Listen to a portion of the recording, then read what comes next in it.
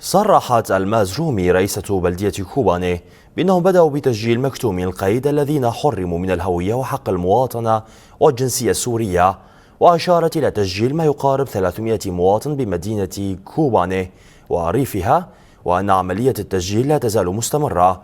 وفي حديث خاص لفضائية روجافا قالت رومي إن خطوات التسجيل تبدأ من استخراج سند إقامة وصور شخصية، بعد ذلك يتم مراجعة البلدية لختم وتوقيع ملف الطلب، ثم يتم إرساله إلى حلب حيث ستقوم لجنة مختصة بمتابعة الملفات. وأضافت رومي أن استقبال الطلبات سيستمر حتى الخميس المقبل مع استمرار توافد العائلات للتسجيل.